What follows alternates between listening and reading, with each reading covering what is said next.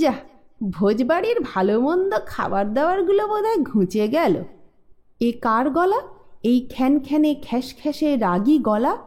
বঙ্কিম কোথায়? পৃথিবীতে না পরলোকে? বন্ধ বাড়ির মধ্যে শুধু কালো বিড়ালই নয়, বঙ্কিমের মেজ জ্যাঠাও।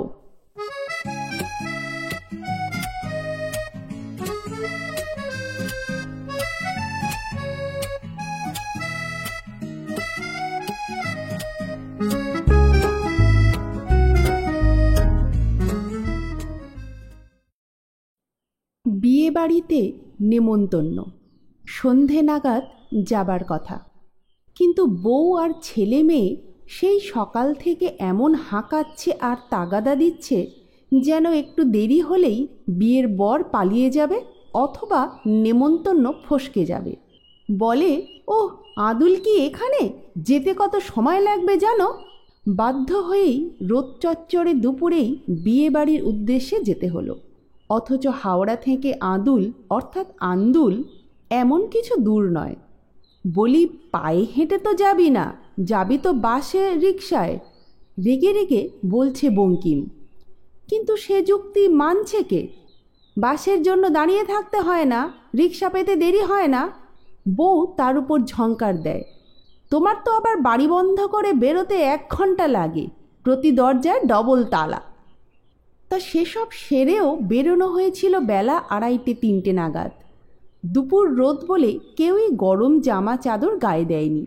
দিব্যি ফুরফুরিয়ে সেজে বেরিয়েছে, কিন্তু শীতকাল বলে আর ফিরতে রাত বেশি হয়ে যাবে ভয়ে একগাদা শাল, র্যাপার, কার্ডিগান, সোয়েটার ভরে নিয়েছে একটা ব্যাগে, আর সেইটা বয়ে মরছে বেচারা বঙ্কিম সারা রাস্তা। যার যার জামা চাদর গায়ে থাকলে তো আর বাড়তি একটা বোঝা হতো না। বঙ্কিমের এই প্রশ্নে মেয়ে হেসে কুটোকুটি, তোমার মতন এই দুপুরে রোদে গরম পাঞ্জাবি আর শাল গায়ে দিয়ে লোকের সামনে গিয়ে দাঁড়াবো? মামা তো শালির বিয়ে, বঙ্কিমের এমন কিছু আঁতের টান নয়, তবু সব কষ্টের দায়টা তার ঘাড়েই। তো সে যাক, সন্ধ্যের ঢের আগেই বিয়ে বাড়ি পৌঁছনো হয়েছিল। বিয়ে দেখা, গল্প করা আর ভুরি ভোজন সব মিটে যাবার পর রাত 10টার সময় কিনা বউ ছেলে মেয়ে ডিক্লেয়ার করলো তারা আজ ফিরতে পারবে না, বাসর ঘরে আমোদ করবে। বরের এক বন্ধু নাকি নামকরা গাইয়ে, সে এসেছে এবং কথা দিয়েছে সারা রাত জেগে গান শোনাবে। এরপর আর কেউ সে জায়গা ছেড়ে আসতে পারে? বঙ্কিম অবশ্য কোশমিনকালেও ওই সব গাইয়ে টাইয়েদের ধার ধারে না, কাজেই রেগে গেল। বলল, 2খানা রিক্সা ডাকলাম বাস ধরিয়ে দিতে, কিন্তু সে কথা কি দাঁড়ায়? একদিকে একা বঙ্কিম আর অন্যদিকে সমগ্র বিয়েবাড়ির হর্তাকর্তারা, তাছাড়া বঙ্কিমেরই ঘরশত্রু বিভীষণেরা। তো বঙ্কিমকেও রাতটুকু থেকে যাবার জন্য দৈদস্তুর করা হলো। তা বঙ্কিম সে কথা রাখবার পাত্র নয়। এ কি নিজের মামার বাড়ি যে যাগ্গে থেকে গেলাম? এ হলো গিয়ে গিন্নির মামার বাড়ি, যার নাম ভীষণ কুটুম বাড়ি। থাকে নাকি মানুষ? ধ্যাৎ। শেষ পর্যন্ত মামা শ্বশুরও নিজেই বললেন, থেকেই যাও না বাপু, বাড়িতে আর তোমার কি এত রাজার ঐশ্বর্য আছে? সোনাটোনা যা কিছু সবই তো টেপি গায়ে চাপিয়ে চলে এসেছে। থাকার মধ্যে 4টি বাসনপত্র, বাক্স বিছানা, এখনকার চোর টোর ওসব ছোঁয় না। কিন্তু বঙ্কিম জানে শুধু ওইটুকুই নেই তার বাড়িতে, চোরে গ্রাস করে এমন জিনিসও আছে। তবে সে খবর একমাত্র বঙ্কিমেরই জানা, বউ ছেলে মেয়ে ঘুণাক্ষরেও জানে না। দীর্ঘ 1টি বছর বঙ্কিম এই খবরের ভার একা বয়ে মরছে। কি করবে এখনও ভেবে ঠিক করতে পারেনি, কারোর কাছে ফাঁস করতে পারেনি।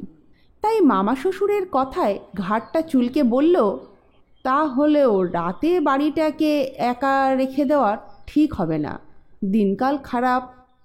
মামা শ্বশুর বললেন, সেটাই তো ঠিক হবে, বরং নিজেই হিহি করা শীতের রাতে বাড়িতে একা থাকাই বেঠিক হবে। বাড়িটার তো খুন হয়ে যাবার ভয় নেই, মানুষের সে ভয় আছে। বঙ্কিমের বউও ঘরের শত্রু বিভীষণের মতোই বলল, তবু তো জানো না মামা, বাড়ির সকল দরজায় ডবল ডবল তালা মেরে এসেছে। তার সঙ্গে মেয়ে ফোড়ন কাটল, হ্যাঁ গো মামা দাদু, বাপির আজকাল যা বাতিক হয়েছে, কেবলই দিনরাত খারাপ দেখছে। মামা দাদু হাহা করে হেসে উঠলেন, তাই নাকি? কই আগে তো শুনিনি এত বাতিকগ্রস্ত তোদের বাপি। মেয়ে ঘুন্টি হি হি করে উঠে বলল, আগে ছিল না, মেজ ঠাকুরদা মারা গিয়ে অবধি এই বাতিকের শুরু। যেন ভারী পালোয়ান ছিলেন, ডাকাত পড়লে লড়বেন। বঙ্কিম মেয়ের দিকে এমন আগুন চোখে তাকালো যে সেকাল হলে নির্ঘাত ভস্ম হয়ে যেত বছর আষ্টেকের জলজ্যান্ত মেয়েটা। কিন্তু ধমক দেবার তো উপায় নেই 500 জনের সামনে। রাগ সামলে শুধু অগ্নিদৃষ্টি হেনেই বলল, ঠিক আছে, তোমরা থাকো, আমি চললাম। বউ একবার বলল, সাবধানে যেও। বঙ্কিম কথাটা অবশ্য কানে নিল না, রাগে গড়গড় করে বেরিয়ে গেল। পিছনে পিছনে মামাতো শালা ছুটে এলো, এইটা ধরুন, মা দিল, সকালে খাবেন। মা বলল, মাঘ মাসের শীত, খাবার ঠিক থাকবে, নষ্ট হবে না, আপনি এইটাতেই চালিয়ে দেবেন। দিদিরা কাল বরকনে চলে যাবার পর খেয়ে দিয়ে দুপুরে যাবে। শালার হাতে একটা ঝাঁ চকচকে স্টেনলেসের টিফিন ক্যারিয়ার, 3 থাক বাটি বসানো। রাগে মাথা জ্বালা করলেও একটু আগে খেয়ে আসা সেই খাদ্যবস্তুগুলোর স্বাদ আর রূপ মনে পড়ে যাওয়ায় নেব না, দরকার নেই বলে চলে আসতে পারল না। আহা, কি খাসা আসল খানদানি পোলাও, মারকাটারি বড় গলদার কালিয়া, পাকাপোনার দম, আর কি তোফা ভেটকির ফ্রাই। চাটনিটার তো কথাই নেই, আজকের বাজারে আলু বোখরা আর কিশমিশের চাটনি, তা সেও কি না দিয়ে ছেড়েছে? আবার এই সব হ্যাঙ্গাম কেন বলে বেজার ভাব দেখেই টিফিন কৌটোটাকে বেশ জম্পেশ করে ধরে সাইকেলে উঠে বসল। বাড়ির একজন কর্মচারী সাইকেলে নিয়ে পৌঁছে দিচ্ছে। এখন ঊর্ধ্বশ্বাসে দৌড়, এটাই লাস্ট বাস হাওড়া যাবার। তা লোকটা খুব পাই পাই করে চালিয়ে পৌঁছে দিল। বাস ছাড়ি ছাড়ি তখন টিফিন কৌটোটাকে জানালা দিয়ে গলিয়ে দিয়ে হাতে ধরিয়ে দিল। নামলো যখন রাত ঠিক 12টা। এখন এখানে নো রিক্সা, অতএব হন্টন। শীতের হাওয়ায় বুকের মধ্যে কাঁপুনি, কিন্তু কাঁপুনি কি শুধু শীতেই ধরে? কোনো মতে গায়ের শাল আর হাতের টিফিন কৌটো সাপটে হাঁটতে হাঁটতে বাড়ি পর্যন্ত এসেই বঙ্কিমের সমস্ত শরীরটাই বঙ্কিম হয়ে গেল কাঁপুনির দাপটে। বাইরের দরজায় 3-3টে তালা খুলে দালানে ঢুকে সুইচ টিপে আলোটা জ্বালতেই দেখতে পেল দেয়ালধারের চৌকিটার উপর একটা মিশমিশে কালো বেড়াল বসে চকচকে চোখে তাকিয়ে আছে। বুকের রক্ত বরফ হয়ে যাবে না? চারদিকের দরজা জানলা বন্ধ, এমনকি বাথরুমের জানালা, রান্নাঘরের জানালা পর্যন্ত, মানে কোনোখান দিয়ে মশামাছিটা পর্যন্ত আসবার পথ রেখে যায়নি। মেয়েটা হিহি করে বলেছিল, বাবা, নর্দমার ঝাঁঝরিগুলো বন্ধ করলে না, যদি চোর ঢোকে। সেই জায়গায় কিনা একটা হৃষ্টপুষ্ট কালো মিশমিশে বেড়াল। ভৌতিক ব্যাপার ছাড়া আর কি হতে পারে? বঙ্কিমের সাপটানি শিথিল হয়ে টিফিন ক্যারিয়ারটা হাত থেকে খসে পড়ে গেল। শক্ত ঢাকনি খাবার দাবার ছড়িয়ে পড়ল না বটে, তবে ঘরের মেঝেই চিংড়ির কালিয়ার আর আলু বোখরার চাটনির রস গড়াতে লাগলো। আর ঠিক তখনই ঘরের মধ্যে থেকে কে খ্যাক খ্যাক গলায় বলে উঠল, যা, ভোজবাড়ির ভালো মন্দ খাবার দাবারগুলো বোধহয় ঘুঁচে গেল। এ কার গলা? এই খ্যানখ্যানে খ্যাসখ্যাসে রাগী গলা? বঙ্কিম কোথায়? পৃথিবীতে না পরলোকে? বন্ধ বাড়ির মধ্যে শুধু কালো বেড়ালই নয়, বঙ্কিমের মেজ জ্যাঠাও। 1 বছর আগে বঙ্কিম যাকে নিজে হাতে চিতায় পুড়িয়ে এসেছে আর এই দালানে বসে শ্রাদ্ধপিণ্ডি সেরেছে। সংসার তো করেনি মেজ জ্যাঠা, ছেলেপুলের বালাই নেই, ভাইপোই সব। বঙ্কিম মাটিতে বসে পড়ল। দালানের আলোটাই শুধু জ্বেলেছে বঙ্কিম, এখন হতভম্ব। বঙ্কিম অবাক চোখে দেখছে ঘরে ঘরে দরজা খোলা, দুহাট করে খোলা রান্নাঘরের দরজাও। ঘরের মধ্যে থেকে বিড়ির গন্ধ আসছে, সেই চিরপরিচিত কড়া বিড়ির গন্ধ, এবং মাঝে মাঝে খুটখাট শব্দ। অনেকক্ষণ ঝিম মেরে বসে থেকে বঙ্কিম ভাবল, খাওয়াটা খুব হেভি হয়ে যাওয়ায় কি পেট গরম হয়ে এসব আবোল তাবোল দেখছে? আসলে কি তবে বঙ্কিম বিয়ে বাড়ি থেকে ফিরে পেটের ভারে হঠাৎ ঘুমিয়ে পড়ে স্বপ্ন দেখছে? সদরে তিনটে মজবুত তালা যেমনকে তেমন ছিল, অথচ ভেতরে কালো বেড়াল মেজো জ্যাঠাই বা বলা যায় কি করে? গত বছর এই মাঘ মাসেই নিজে হাতে। এই হতচ্ছাড়া বদমাস বঙ্কা! ঘরের মধ্যে থেকে প্রচণ্ড ধমক, তবে ঠিক খোনা গলায় নয়, চাপা গলায়। কিন্তু এই চিরপরিচিত সম্বোধন কি ভুল হবার? এটাই বঙ্কিমের আশৈশবের অভ্যস্ত ডাক। আদর করে ভালোবেসে ডাকলেও মেজো জ্যাঠা ডাকত এই হতচ্ছাড়া বজ্জাত বঙ্কা। আর রাগ হলে তো কথাই নেই। ওই চাপা গর্জনে বঙ্কিম ছিলে ছেঁড়া ধনুকের মতো ছিটকে উঠে দাঁড়িয়ে পড়ল। যা থাকে কপালে, ঢুকেই যাই ঘরের মধ্যে। ভূতই যদি হয়, মেজো জ্যাঠারই তো ভূত, নেহাত ঘাড়টা কি আর মটকাবে? ঘরে এসে সুইচের কাছে হাত দিতেই আবার চিৎকার, খবরদার! মনে নেই আমার চোখে ছানি, আলো সয় না? বঙ্কিম থতমত খেয়ে বলল, চোখে ছানি? ছানি পড়া চোখ দুটো তো গত বছরে। থাম, আমায় আর জ্ঞান দিতে আসিসনি। জানিস না স্বভাব যায় না মোলে। চোখের ছানিটা কি স্বভাবের মধ্যেই পড়ে? ভেবে পেল না বঙ্কিম, তবু আলো জ্বালতে সাহস করল না।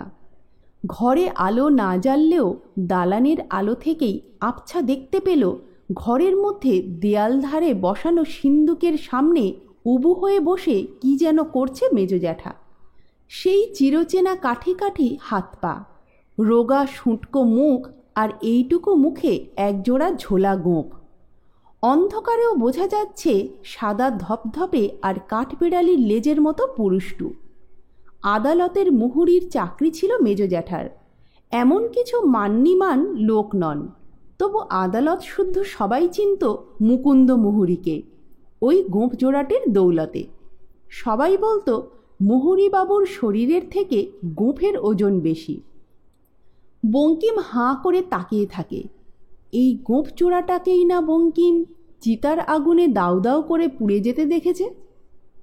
কিন্তু সিন্দুকের কাছে কি করছে মেজো জ্যাঠা? বঙ্কিমের মুখ দিয়ে একটা অস্ফুট শব্দ বেরোয়, মেজো জ্যাঠা। সঙ্গে সঙ্গে উত্তর, এই যে একাই এসেছিস? তবু ভালো। বলি, অত সেজে গুজে পোঁটলা পোঁটলি নিয়ে বিয়ে বাড়ি যাওয়া হলো বুঝি? ভাবলাম 2-4 দিন বুঝি থাকতে গেলি, হয়ে গেল শ্বশুর খেদিয়ে দিল। তো দে, সিন্দুকের চাবিটা কোথায় রেখেছিস বার করে দে, সেই থেকে সারা ঘর হাঁটকে মরছি। বঙ্কিম কাঁপতে কাঁপতে পাঞ্জাবির পাশ পকেট থেকে একটা দড়ি বাঁধা চাবি বার করে বাড়িয়ে ধরে। রাখ ওখানে। বলি, সিন্দুকের চাবি আবার বিয়ে বাড়িতে নিয়ে যাও কেন? হারিয়ে গেলে হতো কি? বলেই ছোঁ মেরে চাবিটা তুলে নিয়ে মেজো জ্যাঠা সিন্দুকটা খুলে ফেলে। তারপর আবার খিঁচিয়ে ওঠে, এ কি মাল করে সব ফাঁকা করে বসে আছিস? বঙ্কিম উত্তেজিত হয়ে বলে, একটা কানাকড়িও খরচ করিনি, ছুঁইও নি। ভেতরের ডালাটা না খুলেই বলছো যে? হো হো, তাই বল। মেজো জ্যাঠার ভূত একটু ভুতুড়ে হাসি হেসে বললে, বিস্মরণ হয়ে গেছি বাবা, তো খোল তো। বঙ্কিম পাশ কাটিয়ে মেজো জ্যাঠার ছোঁয়া বাঁচিয়ে সিন্দুকের সেই কলকাঠিটি টিপে গুপ্ত চেম্বার খুলে ফেলে। সঙ্গে সঙ্গে মেজো জ্যাঠার মুখ থেকে একটা ভৌতিক আহ্লাদের হাসি উপচে ওঠে, আর বঙ্কিমের চোখের সামনে ভিতরের দৃশ্যটা ভেসে ওঠে। ওহ, কি সেই দৃশ্য যা দেখে বঙ্কিমের পেট ফেটে আহ্লাদ এসেছিল, আবার চোখ ফেটে জল। তারা তারা নোট, কেবলমাত্র 100 টাকার, তারার পাহাড়। সারা জীবন ধরে এই টাকার কাঁড়ি জমিয়েছে মেজো জ্যাঠা, অথচ চিরকাল মুখ শুকিয়ে নিজেকে গরিব বেচারি বলে চালিয়ে এসেছে। বাপ ছিল না বঙ্কিমের, জ্যাঠার কাছেই মানুষ। কিন্তু নিজে রোজগারপাতি করতে শেখার আগে পর্যন্ত বঙ্কিম কখনো পুঁটি চুনো ছাড়া একখানা বড় মাছের দাগা চোখে দেখেনি। জলখাবারে গজা, জিলিপি, মুড়ির মোয়া ছাড়া আর কোনো বস্তুর ছায়াও দেখেনি। বুড়ো বয়স পর্যন্ত হাফ প্যান্ট আর হাফ হাতা শার্টে চালিয়েছে। পুজোর সময় একজোড়া মিলের ধুতি আর একজোড়া ছিটের শার্ট এনে ধরে দিয়ে মলিন মুখে বলেছে, গরিব জ্যাঠার এই সামান্য উপহার, নিয়ে বাবা। সেই মেজ জ্যাঠার সিন্দুকের মধ্যে গুপ্ত চেম্বারে এই বান্ডিল বান্ডিল নোটের আন্ডিল। তা মেজ জ্যাঠা যদি হঠাৎ হার্ট ফেল করে বসত, তাহলে হয়তো ওই ঐশ্বর্য বঙ্কিমের অজানাই থেকে যেত। ভাগ্যের বিষয়, জ্যাঠা রোগড়ে রোগড়ে মরেছে। তাও কি সহজে ফাঁস করেছে? একেবারে মরণ আসন্ন জেনেই বোধহয় হঠাৎ চেঁচিয়ে উঠেছিল, ওরে বাবারে, বুকখানা কেটে দুখানা হয়ে গেল। মানুষটা মরতে বসেছে, সবাই তো ঘিরে বসেছে। বঙ্কিমের 5 বছরের ছেলেটা কেঁদে উঠে বলেছিল, ও বাপি, মেজ ঠাকুরদার বুকটায় একটু ফেভিকল লাগিয়ে চেপে ধরো না। ভালোবাসারই কথা, তবু খেঁকি বুড়ো মরণকালেও খেঁকিয়ে উঠেছিল। যা, আদিক্ষেতা দেখাতে হবে না, যা যা যা, সব ঘর থেকে বেরো। বঙ্কা শুধু একা থাক, একটা কথা না বলে গেলে তো আর মরতে পারছি না। আদেশ পালনের জন্য বঙ্কিমকে দরজায় খিল লাগাতে হয়েছিল। তখন মুকুন্দমোহরী গেঙিয়ে গেঙিয়ে বলেছিল, সিন্দুকের খোলের নিচে একখানা গুপ্ত চেম্বার আছে, ডান দিকে একটা বোতাম মতো আছে, টিপলেই খুলে উল্টে যায়। তার মধ্যে আমার সারা জীবনের যথাসর্বস্ব ভরা আছে বাপ, আদালতের কাজ। ওর ধার পাশে টাকার গাছ, নাড়া দিলেই টাকা। হাঁ করে তাকাচ্ছিস যে? উপরি পাওনা কথাটার মানে জানিস নে? যার নাম ঘুষ। ঘুষ ছাড়া তো আর ওখানে একটা কাজও হয় না, আর সকল কাজ মুহুরিদের হাত দিয়ে। যাগ্গে, জীবনভর যেসব জমিয়েছি বাপ, খুচরো খুচরো বাঁচিয়ে বাঁচিয়ে বড় নোট করে করে বান্ডিল বেঁধেছি। ওরে বাবারে, চেম্বারখানা ঠেসে উঠেছিল, সেই সব ফেলে চলে যেতে হচ্ছে আমায়। দেখিস বাবা, যেন দুহাতে উড়িয়ে পুড়িয়ে দিস নে, তাহলে নরকে বসেও দেখে বুক ফেটে মরব। বঙ্কিম তো আর মৃত্যুপথযাত্রীকে বলে উঠতে পারে না, এত টাকা ছিল তোমার মেজ জ্যাঠা, অথচ ছেলেবেলায় স্কুলে কখনো একখানা নতুন বইও পাইনি। লোকেদের পুরনো বই চেয়ে এনে পড়ে পাশ করেছি। না, তা বলা যায় না। বরং বঙ্কিম কাঁদো কাঁদো হয়ে বলেছিল, নরকে কেন মেজ জ্যাঠা, স্বর্গে যাবে না তুমি? স্বর্গে? মেজ জ্যাঠা সেই আসন্ন মরণেও দাঁত খিচিয়ে বলেছিল, কেন, কি পুণ্যকর্ম করেছি জীবনভর? সারা জীবন ঘুষ খেয়েছি আর জাল জোচ্চুরির সহায়ক হয়েছি, নরকে ঠাঁই হলেও ঢের। মেজ জ্যাঠা, টাকাগুলো নিয়ে কি করব তাহলে? হ্যাঁ, কি বললি? টাকাগুলো নিয়ে কি করবি? হ্যাঁ, খিঁচুতে গেল না ভেঙাতে গেল কে জানে, সেটা আর জানা হলো না। মুন্ডুটা গড়িয়ে গেল বালিশ থেকে। মুকুন্দমোহরীর শ্রাদ্ধ শান্তি মিটে গেলেও ভয়ে সহজে সিন্ধুকে হাত দেয়নি বঙ্কিম। তারপর একদিন যখন বউ ছেলে মেয়ে ম্যাটিনি শোতে সিনেমা দেখতে গেছে, চারদিকে দরজা জানলা বন্ধ করে সিন্দুক খুলে বোতাম টিপে দেখেই মাথা ঘুরে ভিড়মি খাবার জোগাড়। এই এত টাকা বঙ্কিমের ঘরে মজুদ! তদবধি বঙ্কিমের মনের স্বস্তি ঘুচেছে, আর দিনকালের বাতিক জন্মেছে। অথচ বউ ছেলেমেয়ের কাছে বলতেও পেরে উঠছে না। দুটো ভয়, এক, এই দেখে প্রথমেই বউ কঞ্জুস বুড়োকে গাল পারবে, এত টাকা থাকতেও কখনো একটা লজেন্স কিনে নাতি নাতনির হাতে দেয়নি বলে। আর দুই হচ্ছে, তারপর মনের আনন্দে 2 হাতে খরচা করে উড়িয়ে পুড়িয়ে দেবে। ভাগ্যিস বলেনি। এই যে এখন মেজ জ্যাঠা সিন্দুক খুলতে বসেছে, দেখে শান্তি পাবে, যেমনটি ছিল তেমনটি আছে। কিন্তু দেখে কি হবে মেজ জ্যাঠার? কি হবে ভাববার আগেই মেজ জ্যাঠা বলে, বাঙ্কা, একটা বাজারের থলি কি রেশন ব্যাগটাক নিয়ে আয় চটপট। বাজারের থলি? Ration bag? হ্যাঁ হ্যাঁ, মানে জানিস না কথাগুলোর, চটপট আন। বঙ্কিম ভাঁড়ার ঘরের দেওয়ালের পেরেক থেকে 2 নিয়ে আসে, আর আনার পর হাঁ করে দেখে সেই গোছা গোছা নোটের বান্ডিল খপাখপ একটা রেশন ব্যাগে ভরে ফেলে ব্যাগটাকে আবার বাজারের থলির মধ্যে ভরে নেয়। আবার কি ভেবে থলির মুখ খুলে সাবধানে একখানা 100 টাকার নোট বার করে মাটিতে রেখে বলে, এটা রাখ, ছেলে মেয়েকে মিষ্টি খাওয়াস। সিন্দুকের ডালা বন্ধ করে উঠে দাঁড়ায়। চলি। বঙ্কিম হতভম্ব গলায় বলে, মেজ জ্যাঠা, এই টাকার থলি নিয়ে তুমি এখন যাবে কোথায়? কোথায় যাব? যেখানে থাকি সেখানেই যাব। কেন, তোর খুব রাগ হচ্ছে বুঝি? না না, তোমার জিনিস তুমি নিয়ে যাচ্ছ, রাগের কি আছে? বরং আমার পক্ষে ভালোই হলো, একটা দুশ্চিন্তা ঘুচল। রাত দিন খেয়ে শুয়ে স্বস্তি ছিল না। তবে বলছিলাম যে পরলোকে এই সব টাকার থলি টলি নিয়ে যাওয়া যায়? মেজো জ্যাঠা আবার একটু খ্যাঁকে হাসি হেসে বললে, আগে যেত না, এখন যায়। শুনিসনি নরলোকের সঙ্গে পরলোকের একটা সার্ভিস খুলেছে, অদৃশ্য টিউব ট্রেন। অদৃশ্য লাইনে চেপে সরাত সরাত করে ওঠানামা করছে যখন তখন। বঙ্কিমের চোখ ছানা বড়া, বঙ্কিমের গায়ে কাঁটা, বঙ্কিমের এই শীতের রাতেও ঘাম। নরলোকের পরলোকের মধ্যে টিউব ট্রেনের সার্ভিস খুলে গেছে, রাত দিন সরাত সরাত ওঠানামা করছে, আর বুদ্ধ বঙ্কিম এত বড় খবরটার সন্ধান রাখে না। কথা থমকে গেছিল, তবু সাবধানে বলল, তাহলে এখান থেকে ওখানেও ঘুরে আসা যায়? হুম, ওইটি হবে না। জিনিসটা শুধু পরলোকেরই অধিকারে। সেখানকার কত কত জন এই নরলোকের 5 জনের মধ্যে ঘুরে বেড়াচ্ছে তার সীমা সংখ্যা নেই। দেখতে মনীষীর মতন, কিন্তু আসলে ভূত। হ্যাঁ, বলছি কি, বিয়ে বাড়ি থেকে কিছু খাবার দাবার এনেছিলি না? হ্যাঁ, জোর করে গছিয়ে দিল তো পড়ে গিয়ে। দিব্যি খুশবু বেরোচ্ছে, তো সব পড়ে গেছে? না না, কৌটোর ঢাকাগুলো তো টাইট, ভেতরে সবই বোধহয় ঠিক আছে। ভালো ভালো, টান দেখি কি আছে।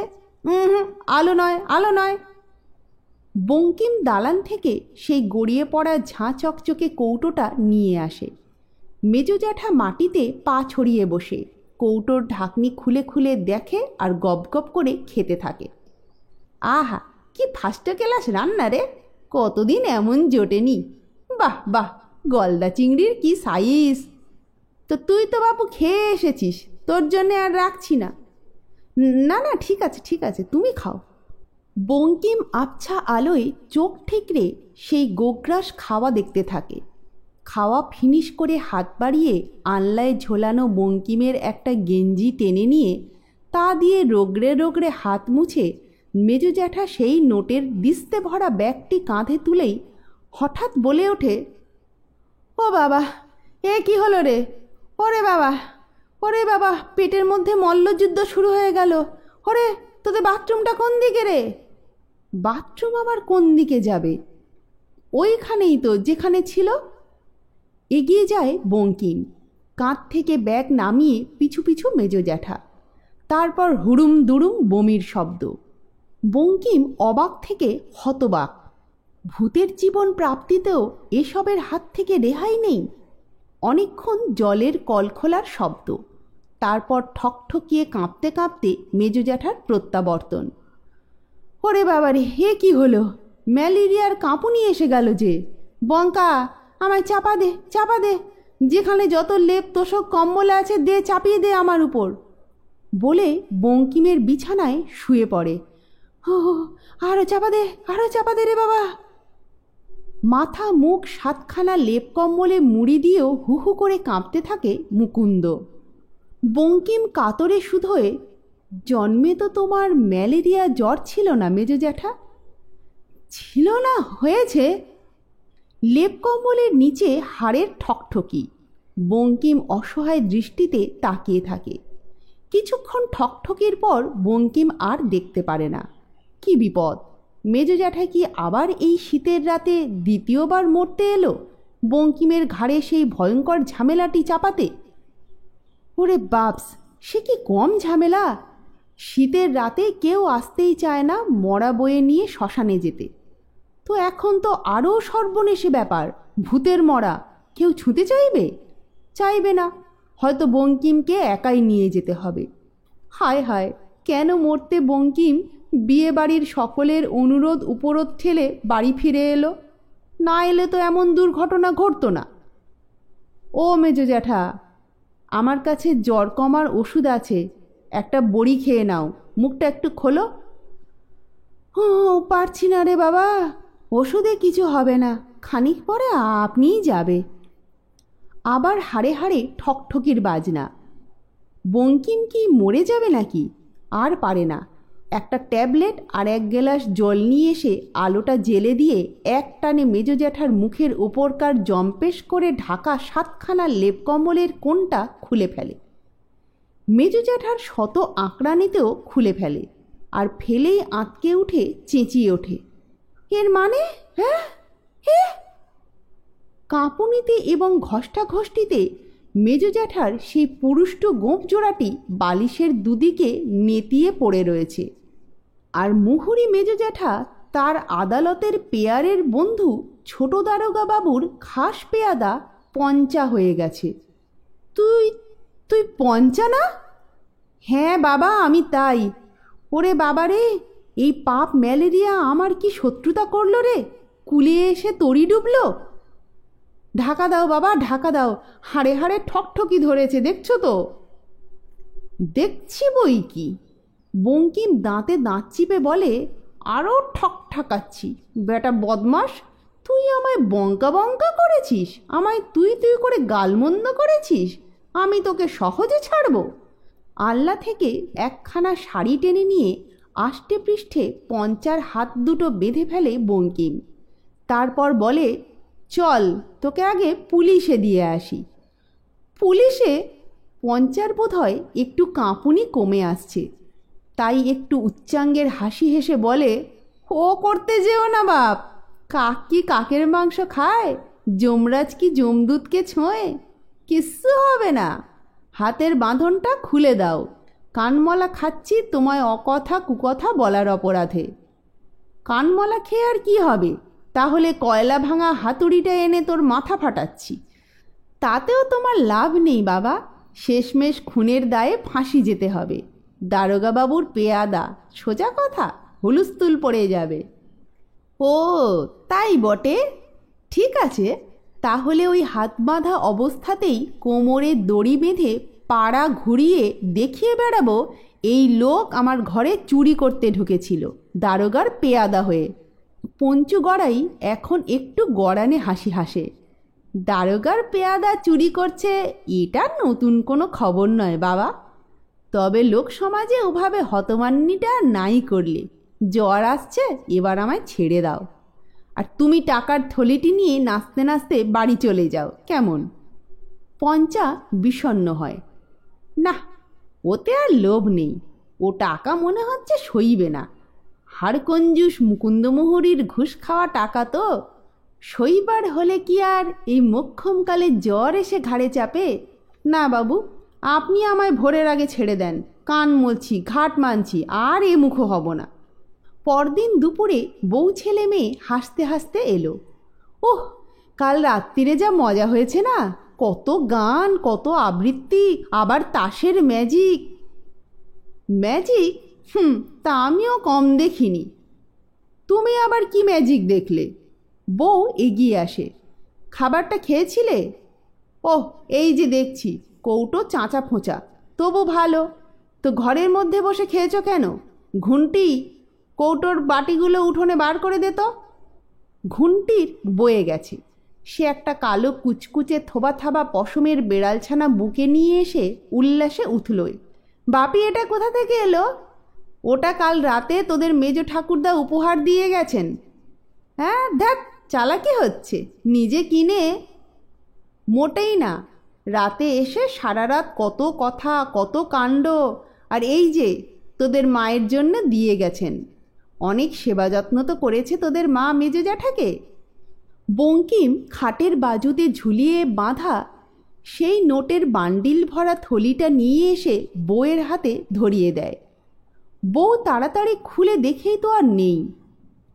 এর মানে? ওই তো বললুম, কিপটেমি করে সারা জীবন ওইগুলি জমিয়েছিল জ্যাঠা, তো সঙ্গে করে নিয়েই গিয়েছিল। কিন্তু জায়গাটা তো বড্ড বেশি ফরেন, এখানের নোট ওখানে ভাঙানো যায় না, তাই নরলোকে নেমে এসে দিয়ে গেলেন। বউ হতভম্ব হয়ে বলে, নিয়ে গিয়েছিলেন? টাকার থলি নিয়ে যাওয়া যায়? বঙ্কিম একটু হেসে বলে, না যাওয়া গেলে লোকে এত প্রাণপাত করে জালজোত চুরি, চুরি ডাকাতি, ঘুষ খাওয়া, ফন্দি করে লুকিয়ে টাকা জমিয়ে রাখে? তবে ওই যা শুনলাম, এখানের নোট ওখানে চলে না। যাক, ভাগ্যিস কাল রাত্রিরে চলে এসেছিলাম, তা না হলে কি আর পেতাম। বউ ছেলে মেয়ে হুমড়ি খেয়ে পড়ে, কত টাকা আছে? তা কি জানি, তিনজনে মিলে গোনো বসে বসে। লিসেন চ্যানেলে আজকে শুনলেন আশাপূর্ণা দেবীর লেখা মেজ জ্যাঠার রূপান্তর।